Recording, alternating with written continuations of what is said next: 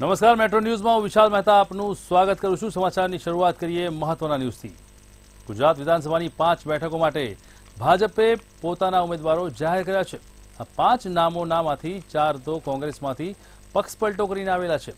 Arjun Modhwadia, CJ Chavda, Dharmendrasinh Vaghela, Arvind Ladani અને ચિરાગ પટેલના નામો જાહેર કરાયા છે, જેને લઈને કોંગ્રેસ પ્રવક્તા મનીષ દોશીએ જણાવ્યું છે કે કોંગ્રેસ પક્ષમાંથી રાજીનામું આપ્યું ત્યારે બધાને કહ્યું હતું કે લોભ લાલચ વગર જોડાયા, પણ ભાજપે તેમને ઇનામ આપ્યા છે। બિનશરતી ગોઠવણ હતી તે સ્પષ્ટ થઈ ગયું છે। કોંગ્રેસ પક્ષમાંથી એનકે પ્રકારે રાજીનામું આપ્યું હોય, કોઈ સોદાબાજી થઈ હોય, કોઈ મજબૂરી હોય, કોઈ વ્યક્તિગત કારણો હોય, અથવા તો જે કઈ સ્ક્રિપ્ટ પ્રમાણે નક્કી થયું હોય ત્યારે તે સમયે કે રાજીનામું આપનાર મોટા ભાગે કીધું કે અમે બિનશરતી જોડાય છે। પણ આજે બધાની યાદી જાહેર થઈ ત્યારે એટલી સ્પષ્ટ થાય છે કે એમની શરતો નક્કી હતી। આ બાજુથી તો પક્ષ પલટો કરીને મજબૂરી હોય, ગોઠવણ હોય કે એમની લોભ લાલચ હોય કે અન્ય વ્યવસ્થા હોય, એમના માટે કહેવા કરતા મારે તો ભાજપાને પૂછવું છે કે ભાજપાની એવી તો કેવી મજબૂરી કે તેમને પોતાના પક્ષના પાયાના આગેવાન કાર્યકરો, નિષ્ઠાવાન, વર્ષોથી મહેનત કરનાર જમીનના કાર્યકર્તાઓને એક બાજુ કોરાને હસેલીને પક્ષ પલટો કરી આવેલાને સીધા ખુરશી ઉપર બેસાડવા માટેની વ્યવસ્થા ગોઠવી છે। ચૂંટણીના પગલે કમલમમાં બેઠકનો દોર વધી ગયો છે। ભાજપ પ્રદેશ અધ્યક્ષ સી.આર. પાટીલની અધ્યક્ષતામાં બેઠક યોજવામાં આવી હતી, ત્યારે ભાજપ લોકસભાની ચૂંટણીને ધ્યાનમાં લઈને ભાજપના ચાલુ ધારાસભ્યો અને પૂર્વ મંત્રીઓને બેઠકમાં બોલાવાયા હતા, જેમાં પૂર્વ મંત્રીઓ સહિત ધારાસભ્યોના ક્લાસ લેવામાં આવ્યા હતા। તમામ જિલ્લાના પ્રમુખો, પ્રભારીઓ સાથે ચર્ચા વિચારણા કરવામાં આવી હતી। વર્તમાન તમામ ધારાસભ્યો પણ હાજર રહ્યા હતા અને તેમને બેઠકમાં લક્ષ્યાંક પૂરા કરવા સૂચના આપવામાં આવી હતી।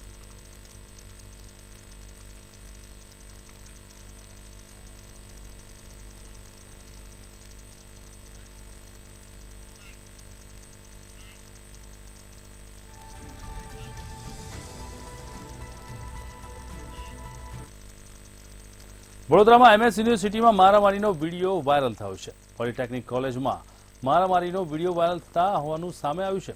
NSUI ગ્રુપનો વિડીયો નેતા મારામારી કરતા વિડીયોમાં નજરે પડ્યો છે। વિદ્યાર્થીને 2 થી 3 યુવાનો મારતા હોવાનો વિડીયો જોવા મળી રહ્યો છે, જેમાં મીડિયામાં વાયરલ થયેલા વિડીયોને લઈને જોતા મારામારીની ઘટનાને લઈને વિદ્યાર્થીઓમાં ભયનો માહોલ જોવા મળ્યો છે।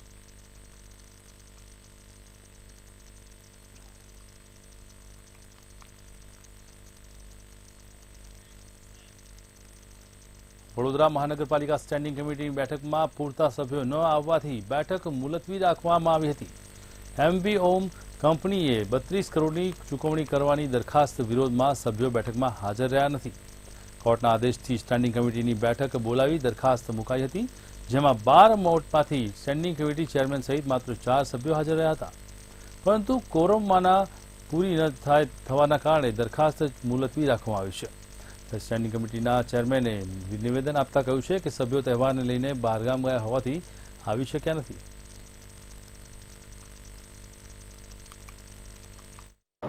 કોર્પોરેશનને ફાયદો થાય એ રીતનું ડિસિઝન લેવાનું અમે લોકોએ નક્કી કર્યું છે।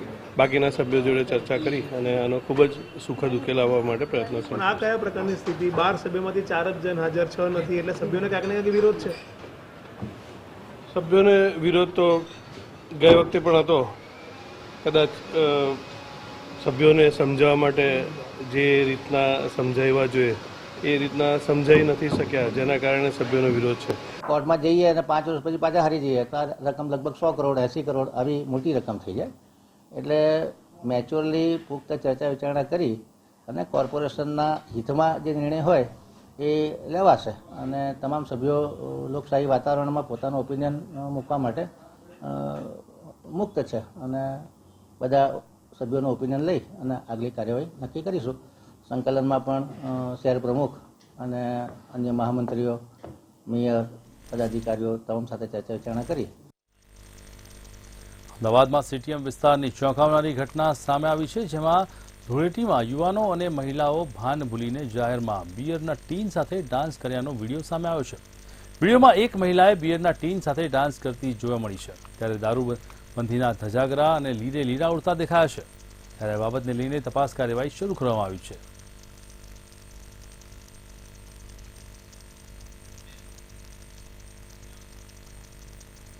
અમદાવાદમાં આવેલા સોલા સિવિલ વાયરલ ઇન્ફેક્શન કેસમાં વધારો જોવા મળ્યો છે, જેમાં ગયા અઠવાડિયામાં વાયરલ ઇન્ફેક્શનના 1572 કેસ નોંધાયા હતા, જેની સરખામણીમાં ગરમી અને મિશ્ર ઋતુના કારણે ઓપીડીમાં પણ વધારો થયો છે. સોલા સિવિલમાં ગયા અઠવાડિયે ઓપીડીમાં 10,030 જેટલા દર્દી નોંધાયા છે. તેમજ બીજી બાજુ ડેન્ગ્યુ, મેલેરિયા અને ચિકનગુનિયાના કેસમાં ઘટાડો થયો છે. મેલેરિયાના 2005 સસ્પેક્ટ કેસ અને 1 પોઝિટિવ કેસ આવ્યો છે. ડેન્ગ્યુના 73 જેટલા સસ્પેક્ટમાંથી 3 પોઝિટિવ આવ્યા છે. ચિકનગુનિયાનો હાલ એક પણ દર્દી નોંધાયો નથી. ગત અઠવાડિયાની વાત કરીએ તો કુલ 10,030 દર્દીઓ ઓપીડીમાં આવેલા છે, જેમાંથી 888 દર્દીઓને આપણે દાખલ કરેલા છે. ડેન્ગ્યુના ગત વીકની અંદર 3 પોઝિટિવ કેસ આવેલા છે. મેલેરિયા અને ચિકનગુનિયાના શંકાસ્પદ કેસો મળેલા હતા, પણ એમાંથી એક પણ પોઝિટિવ આવેલ નથી. ડાયરિયાના જે કહેવાય એ કુલ 14 કેસ પોઝિટિવ ડાયરિયાના કેસ નોંધાયેલા છે. વાયરલ ઇન્ફેક્શનના આખા અઠવાડિયા દરમિયાન 1572 જેટલા કેસ નોંધાયેલા છે. ગુજરાત સાંસ્કૃતિક વારસામાં વધુ એક યશ કલગીનો ઉમેરો થયો છે. હવે ગુજરાતની ઓળખ ગરબો ગ્લોબલ બન્યો છે, જેમાં ગરબાને અમૃત સાંસ્કૃતિક ધરોહરનું પ્રમાણપત્ર આપવામાં આવ્યું છે. 6 ડિસેમ્બર 2023માં ગરબાને સાંસ્કૃતિક ધરોહરનું સન્માન અપાયું હતું. ત્યારે હવે યુનેસ્કોએ ગુજરાતને વિધિવત રીતે પ્રમાણપત્ર અર્પણ કર્યું છે. આ અંગે માહિતી મુખ્યમંત્રી ભૂપેન્દ્ર પટેલે સોશિયલ મીડિયા દ્વારા રજૂ કરી છે. સીએમએ જણાવ્યું છે કે ગુજરાત સહિત સમગ્ર ભારત માટે આનંદ અને ગૌરવની પળ છે.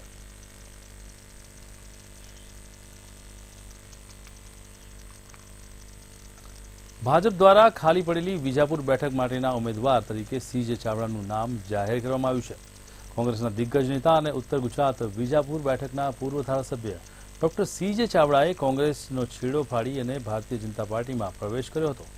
ઉત્તર ગુજરાત વિજાપુરની ખાલી પડેલી વિધાનસભા બેઠકમાં પોતાનું નામ ઉમેદવાર તરીકે જાહેર થતા ડોક્ટર સીજે ચાવડાએ નિવેદન આપ્યું છે. વિજાપુર બેઠકમાં વર્ષોથી મારી વ્યક્તિગત ઇમેજ છે અને મારા હકારાત્મક અભિગમના કારણે મતદારોએ મને સ્વીકાર્યો છે. ત્યારે આવનારા સમયમાં હું મારા મત ક્ષેત્ર માટે બમણા જોરથી વિકાસના કામોને વાચા આપીશ તેવો વિશ્વાસ વ્યક્ત કર્યો છે.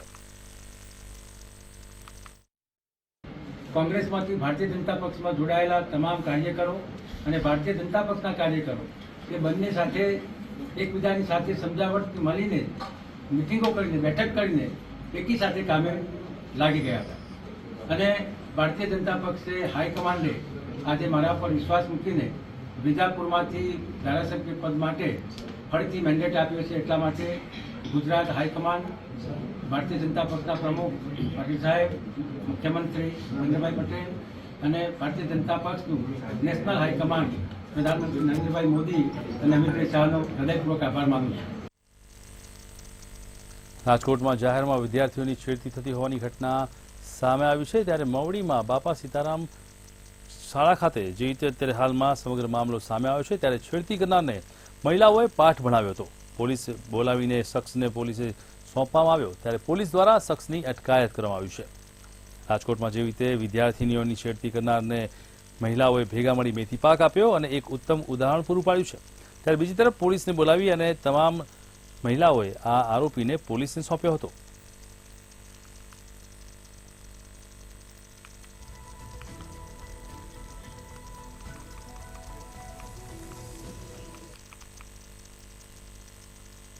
જૂનાગઢના જોશીપુરા વિસ્તારમાં નવો રસ્તો બનાવવા માટે જૂનો રસ્તો તોડવા માટે આવી રહ્યો છે, જેને લઈને પાણીની પાઇપલાઇનમાં મોટું ભંગાણ થયું છે. વહેલી સવારે પાણીની પાઇપલાઇનમાં ભંગાણ થવાની સાથે જ પાણીનો ફુવારો છૂટ્યો છે. પાણીનો ફુવારો છૂટતા આજુબાજુના પાણી થઈ ગયું અને ઉનાળામાં પણ ચોમાસા જેવા દ્રશ્યો સર્જાયા અને પાણી ભરવાને કારણે રાહદારીઓને જવું મુશ્કેલ બન્યું છે.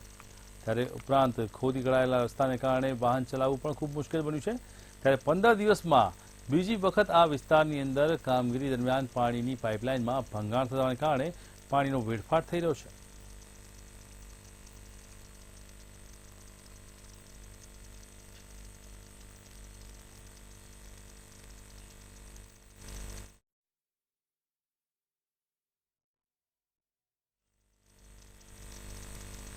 સુરતમાં સિંગણપોર પોલીસે બોગસ માર્કશીટ, ડિગ્રી, સર્ટિફિકેટ અને અન્ય પ્રમાણપત્રો બનાવનારા રેકેટનો પર્દાફાશ કર્યો છે. પોલીસે 137 બોગસ સર્ટિફિકેટ ઝડપી પાડી અને ઈસમની ધરપકડ કરી છે. ત્યારે આ ગુનામાં પોલીસે વધુ 4 આરોપીઓની ધરપકડ કરી કાયદેસરની કાર્યવાહી હાથ ધરી છે, જેમાં ગ્રાહકો પાસેથી ઓર્ડર અને લઈને રૂપિયા નક્કી કરી દિલ્હી અને હરિયાણાની બોગસ ડિગ્રી બનાવતો હતો. તેથી તેની પાસેથી સૌપ્રથમ નિલેશને ત્યાં રેડ કરી પોલીસે બોગસ ડિગ્રી અને માર્કશીટો જપ્ત કરી છે. પોલીસે અલગ અલગ ટીમો બનાવી મુખ્ય આરોપીને ઝડપી પાડવા માટે તપાસના ચક્રો પણ ગતિમાન કર્યા છે. તો આ એક સ્ટેપ બાય સ્ટેપ અલગ અલગ લેવલે એજન્ટ્સનું આખું એક સિન્ડિકેટ છે અને આના જે માસ્ટર માઇન્ડ છે એ લોકો દિલ્હીમાં અને હરિયાણામાં બેઠેલા છે, જેના માટે અમારી સિંગણપુરની ટીમ અત્યારે દિલ્હી અને હરિયાણાની અંદર રેડો કરી રહેલી છે અને આ માણસોને અટક કરવામાં આવશે.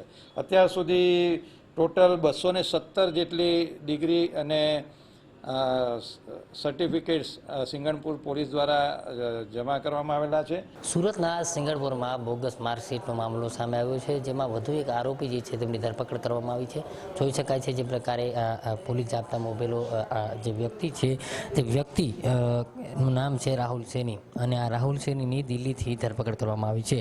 મહત્વનું કહી શકાય કે સૌપ્રથમ સુરતમાં જે પ્રકારે નિલેશ જે છે તે ઝડપાયો હતો. આ નિલેશ અલગ અલગ બોગસ માર્કશીટ સાથે ઝડપાયો હતો અને આ નિલેશની પૂછપરછ કરતા તે દિલ્હી ખાતે આ ડુપ્લિકેટ માર્કશીટ જે છે તે બનાવતો હતો. અત્યાર સુધી એક બાદ એક એમ કુલ 4 આરોપી જે છે તેમની ધરપકડ થઈ ચૂકી છે. મહત્વનું કહી શકાય કે જે પ્રકારે આ ડુપ્લિકેટ માર્કશીટ થકી લાખો રૂપિયા લઈ અને આ સમગ્ર કૌભાંડ જે છે તે આચરવામાં આવતું હતું. અલગ અલગ જગ્યાએ જે પ્રકારે વિદેશમાં અભ્યાસ કરવા જતા જે વિદ્યાર્થીઓ હોય છે તેમને બોગસ માર્કશીટ બનાવી દેવામાં આવતી હતી. સાથે સાથે અન્ય લોકો જે છે તે નોકરી માટે પણ ક્યાંક ને ક્યાંક આ બોગસ માર્કશીટ છે તેનો ઉપયોગ કરતા હતા. અત્યાર સુધીમાં પોલીસે ધીમે ધીમે તપાસ દરમિયાન 4 જેટલા આરોપીની ધરપકડ કરવામાં આવી છે, જેમાં રાહુલ સૈની જે છે તેમની દિલ્હી ખાતેથી ધરપકડ કરવામાં આવી છે. કહી શકાય કે આ સમગ્ર જે રેકેટ છે તે દેશવ્યાપી છે અને તેમના કૌભાંડનો જે છે કહી શકાય કે ધીમે ધીમે પર્દાફાશ થઈ રહ્યો છે. કારણ કે જે પ્રકારે આ દેશવ્યાપી જે કૌભાંડ ચાલી રહ્યું છે તેમાં ક્યાંક ને ક્યાંક પોલીસને પણ શંકા છે કે આંતરરાજ્ય જે આ ગેંગ છે અને દેશવ્યાપી આ કૌભાંડ ચાલી રહ્યું છે તેમાં ક્યાંક ને ક્યાંક વિદેશમાં પણ સાંઠગાંઠ હોય તેવું લાગી રહ્યું છે. એ બાબતે પણ પોલીસે તપાસ શરૂ કરી છે, કારણ કે જે પ્રકારે અહીંથી બોગસ માર્કશીટ બનાવી અને ઘણા વિદ્યાર્થીઓ છે તે વિદેશમાં પણ અભ્યાસ કરી રહ્યા છે. ત્યારે આ વિદેશમાં જે પ્રકારે તેમને અભ્યાસ કરવા દરમિયાન આ યુનિવર્સિટી જે છે તેમને કઈ રીતે મંજૂરી આપી, કોઈ પણ પ્રકારની તપાસ કર્યા વગર કઈ રીતે આ સમગ્ર મંજૂરી જે છે આપવામાં આવી છે તે બાબતની પણ તપાસ હાથ ધરવામાં આવી રહી છે. હાલ પોલીસ જે છે તે ધીમે ધીમે આ સમગ્ર મામલે એક બાદ એક એમ આરોપીની ધરપકડ કરી રહી છે અને સમગ્ર મામલે જે છે તે મોટું કૌભાંડ સામે આવે તેવી શક્યતાઓ વર્તાઈ રહી છે. કેમેરામેન કેસી વાઘાજા સાથે દિવેશ પરમાર, મંતવ્ય ન્યૂઝ, સુરત. સુરત જિલ્લાના પલસાણા તાલુકાના તાતીથૈયા ગામે 11 વર્ષીય બાળકીનો મૃતદેહ મળી આવ્યો છે. 5 દિવસ અગાઉ બાળકી પોતાના ફળિયામાંથી ગુમ થઈ હતી. બાળકીનું દુષ્કર્મ કર્યા બાદ હત્યા કરી 2 નરાધમોની પોલીસે ધરપકડ કરી લીધી. બાળકી રહે એ જ સોસાયટીમાં રહેતા 2 યુવાનોએ કૃત્ય કર્યું અને ત્યારબાદ બાળકીની હત્યા કરી હોવાનું સામે આવ્યું છે. ત્યારે આરોપીઓની ધરપકડ કરી અને વધુ ઘનિષ્ઠ તપાસ હાથ ધરી છે. અને 600થી વધુ ઘરોનું સર્ચ ઓપરેશન કર્યા પછી 2 શકમંદ ઈસમો ને લાવી પૂછપરછ કરતા અને એમણે આ પ્રકારનું જધન્ય કૃત્ય કરેલાનું કબૂલ કરેલ છે. જેમાં આરોપી એક દીપક શિવદર્શન કોરી, જેની 23 વર્ષ ઉંમર છે, અહીં મજૂરીનું કામ કરે છે અને હાલ તાતીથૈયામાં એ જ શિવદર્શન સોસાયટીમાં મરણ જનાર બાળકીની જ બિલ્ડિંગમાં 39 નંબરના રૂમમાં રહે છે, જેનું મૂળ વતન રુસ્તમપુરા, રાયબરેલી, ઉત્તર પ્રદેશ છે. બીજો આરોપી અનુજ સુમન પાસવાન, એની ઉંમર પણ 23 વર્ષ છે, એ પણ શિવદર્શન સોસાયટીમાં એ જ સોસાયટીમાં રહે છે અને મૂળ વતન પલામુ, ઝારખંડનો રહેવાસી છે. સુરતમાં જે પ્રમાણે દિન પ્રતિદિન ગુનાખોરી વધી રહી છે, ત્યારે વાત કરીએ તાતીથૈયાની, તો તાતીથૈયામાં 18 તારીખે જે માસૂમ બાળકીનું રેપ વિથ મર્ડરની ઘટના બની હતી તેમાં ખુલાસો થયો છે. જે ચોક્કસથી જે પ્રમાણે 18 તારીખે માસૂમ બાળકી જે છે તે ગુમ થઈ હતી અને 5 દિવસ સુધી સતત પોલીસે તેને શોધખોળ કરવાના પ્રયત્નો કર્યા હતા, પરંતુ અફસોસની વાત એ રહી કે બાળકીનો મૃતદેહ મળી આવ્યો હતો. ત્યારે પોલીસે ઊંડાણપૂર્વક તપાસ કરી 15 જેટલી ટીમો બનાવીને અલગ અલગ વિસ્તારોમાં સર્ચ ઓપરેશન હાથ ધર્યું હતું. તેમાં 600થી વધારે ઘરો પોલીસે ખંખોળી કાઢ્યા હતા. ત્યારબાદ 2 શકમંદો પોલીસને હાથે લાગ્યા હતા અને તેની સઘન પૂછપરછ કરતા તેઓ દ્વારા કબૂલવામાં આવ્યું હતું અને તેઓએ જ બાળકી ઉપર રેપ કરી અને પકડાઈ જવાની બીકે બાળકીનું મર્ડર કર્યું હતું। ત્યારે હાલ તો જે પ્રમાણે દિન પ્રતિદિન આવી રીતે ગુનાખોરી વધી રહી છે અને તેનો ભોગ માસૂમ બાળકો બની રહ્યા છે, ત્યારે આ બાબતે જો પોલીસ જે છે તો કડક નહીં બને તો ક્યાંક ને ક્યાંક વધુ સ્વરૂપ ગુનાખોરીનું વધતું જોવા મળશે। અક્ષય મકવાણા, મંતવ્ય ન્યૂઝ, સુરત। સુરતના અલથાણામાં ધૂળેટી રમીને નહેરમાં નહાવા પડેલા યુવક તણાઈ ગયો છે। શિવમ નામનો યુવાન કેનાલમાં ડૂબ્યો હતો ત્યારે મિત્રને બચાવવા માટે અંકિત પણ નહેરમાં ગયો, જે બાદ બંને મિત્રો નહેરમાં ડૂબવા લાગ્યા। અંકિતને મહિલાઓએ સાડીનો છેડો નાખી બચાવી લીધો, પરંતુ શિવમ નહેરના ધસમસતા પ્રવાહમાં તણાઈ ગયો હતો। ત્યારે કામરેજ ફાયર બ્રિગેડ ઘટના સ્થળે પહોંચી હતી અને યુવકને શોધવા માટેની કવાયત હાથ ધરી છે।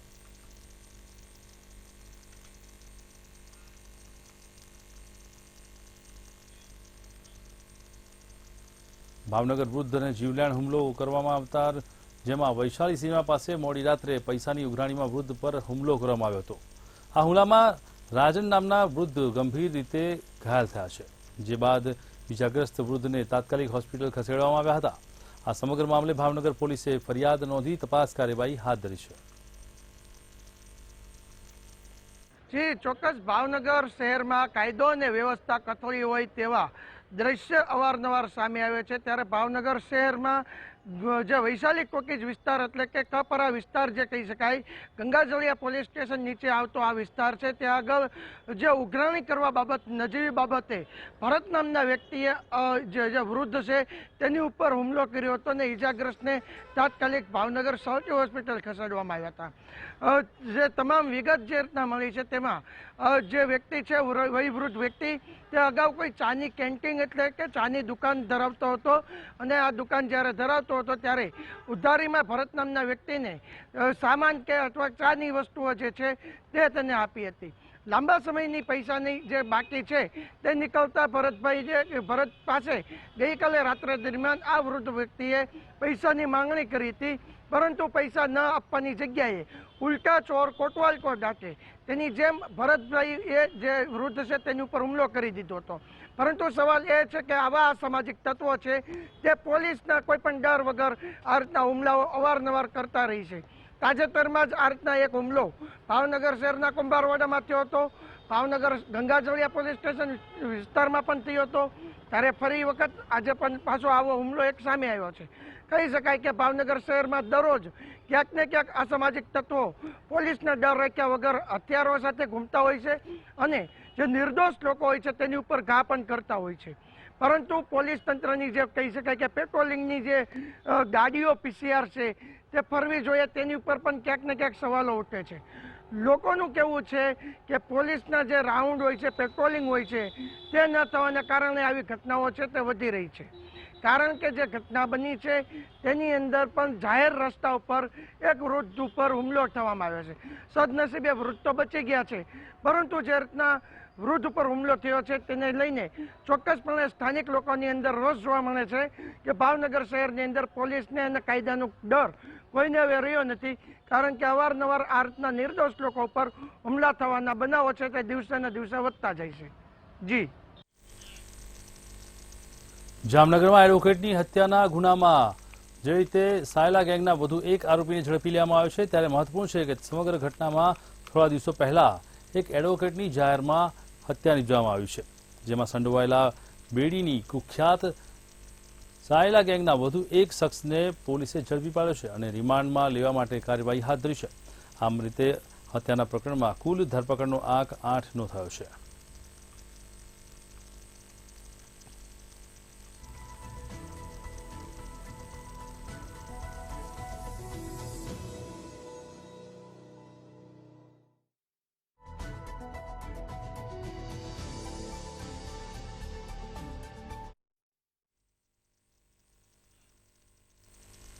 બ્રેકિંગ ન્યૂઝ સામે આવી રહ્યા છે। જે રીતે રાજ્ય ચૂંટણી પંચના જે રીતે મહત્વપૂર્ણ સમાચાર, રાજ્ય ચૂંટણી પંચના દિશા નિર્દેશ અનુસાર તંત્ર સુસજ્જ થઈ ગયું છે।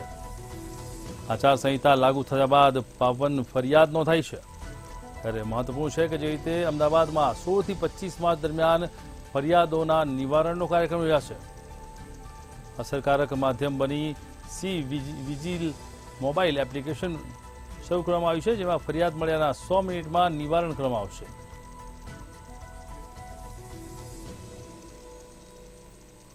થી 25 માસ દરમિયાન 52 ફરિયાદ નોંધવામાં આવી છે.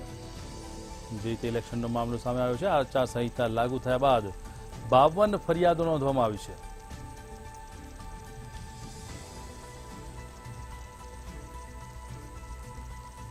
અસરકારક માધ્યમ બની સી વિજિલ મોબાઈલ એપ્લિકેશન દ્વારા તેનું નિવારણ કરવામાં આવશે. ફરિયાદ મળ્યાના 100 મિનિટમાં નિવારણ કરવામાં આવશે. રાજ્ય ચૂંટણી પંચના દિશાનિર્દેશ અનુસાર તંત્ર સુસજ્જ થયું છે, જેમાં આચારસંહિતા લાગુ થયા બાદ 52 ફરિયાદ નોંધવામાં આવી છે.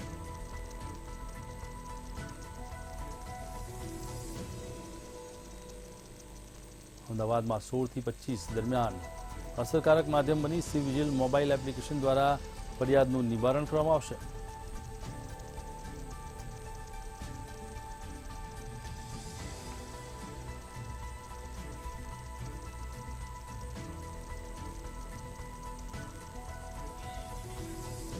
આચારસંહિતા લાગુ થયા બાદ 52 ફરિયાદો નોંધાતા હવે અમદાવાદમાં 16 થી 25 માર્ચ દરમિયાન ફરિયાદોના નિવારણનો સિલસિલો શરૂ કરવામાં આવશે. અસરકારક માધ્યમ બની સી વિજિલ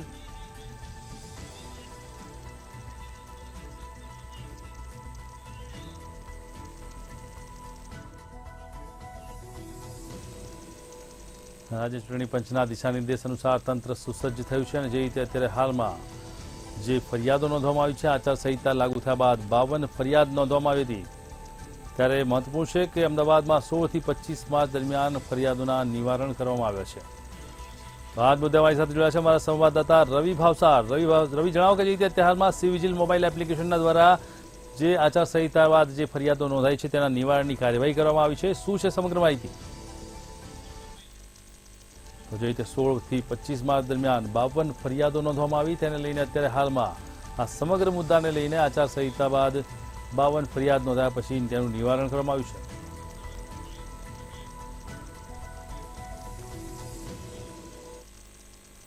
તો બ્રેકિંગ ન્યૂઝ સામે આવી રહ્યા છે અમદાવાદથી. અમદાવાદમાં સ્વાઇન ફ્લૂનો કહેર સામે આવ્યો છે. જે રીતે અમદાવાદમાં રોગચાળો ફાટી રહ્યો છે, તેને લઈને અમદાવાદમાં સ્વાઇન ફ્લૂનો કહેર જોવા મળ્યો છે. સ્વાઇન ફ્લૂના કેસમાં નોંધપાત્ર વધારો જોવા મળ્યો છે. સ્વાઇન ફ્લૂના કેસની અંદર ચાલુ મહિનામાં એક દિવસમાં 173 સ્વાઇન ફ્લૂના કેસ સામે આવ્યો છે. ગયા મહિનામાં સ્વાઇન ફ્લૂના 110 કેસ નોંધાયા હતા, જેની કમ્પેરિઝનમાં એક જ દિવસની અંદર 173 કેસ સામે આવ્યા છે. ચાલુ વર્ષે માત્ર સ્વાઇન ફ્લૂના 321 કેસ નોંધાયા છે. તો પાણીજન્ય કેસમાં પણ વધારો જોવા મળ્યો છે. સ્વાઇન ફ્લૂની સાથે સાથે અન્ય રોગોમાં પણ વધારો જોવા મળ્યો, જેમાં ઝાડા ઉલટીના કેસ 562, કમળાના કેસ 85, તો આ ઉપરાંત ટાઇફોઇડ 204, કોલેરાના 4 કેસ નોંધાયા છે. સિવિલમાં 26 દિવસમાં 15 નવા કેસ જોવા મળ્યા. 5 દર્દી દાખલ થયા છે, જેમાંથી 2 દર્દીઓને ઓક્સિજનમાં રાખવામાં આવ્યા છે. અમદાવાદમાં સ્વાઇન ફ્લૂનો કહેર.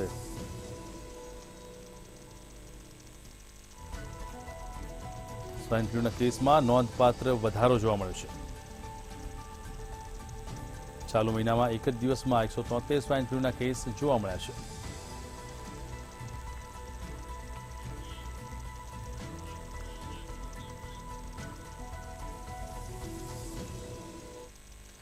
તો બ્રેકિંગ ન્યૂઝ સામે આવ્યા છે સુરતથી. સુરતમાં માંડવીના લાખી ડેમમાં યુવક ડૂબ્યાના સમાચાર સામે આવી રહ્યા છે. જે રીતે સુરતના માંડવીના લાખી ડેમમાં યુવક ડૂબ્યાના સમાચાર. યતીન ચૌધરી માછીમારી કરવા ગયો હતો અને તે દરમિયાનમાં તે પાણીમાં ડૂબી ગયો છે. સટવાવ ગામનો યુવક માછીમારી કરતા પાણીમાં ગરકાવ થઈ ગયા હોવાથી સમગ્ર ગામમાં શોકનો માહોલ જોવા મળી રહ્યો છે. માંડવી ફાયર બ્રિગેડ તાત્કાલિક ઘટના સ્થળે પહોંચી ગયું હતું અને યુવકની શોધખોળ શરૂ કરી હતી.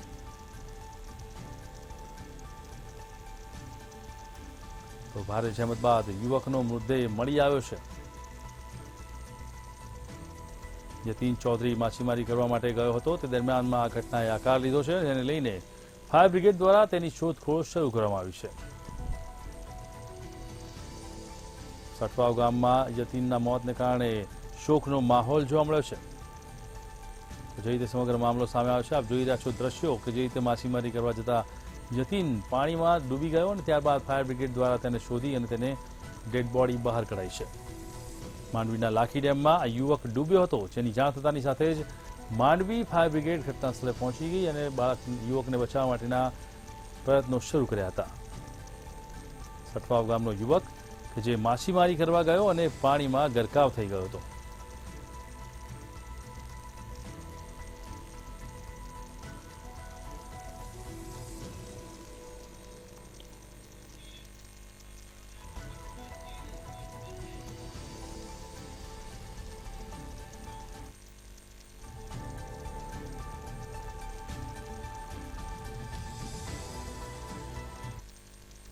તો બ્રેકિંગ ન્યૂઝ આવી રહ્યા છે વડોદરાથી. વડોદરામાં જે રીતે મહત્વપૂર્ણ સમાચાર સામે આવ્યા છે. વડોદરા જીઆઈડીસીમાં એક યુવક છે, તેની આપઘાતના સમાચાર સામે આવ્યા છે.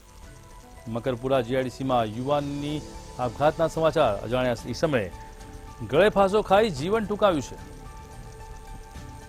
છૂટક મજૂરી કરતા યુવાને ગળે ફાંસો ખાધો. ઘટનાની જાણ થતા પોલીસ ઘટના સ્થળે પહોંચી ગઈ હતી અને તપાસ કાર્યવાહી તેજ કરી છે. છૂટક મજૂરી કરતા યુવાને ગળે ફાંસો ખાધો હોવાની ઘટના સામે આવી છે.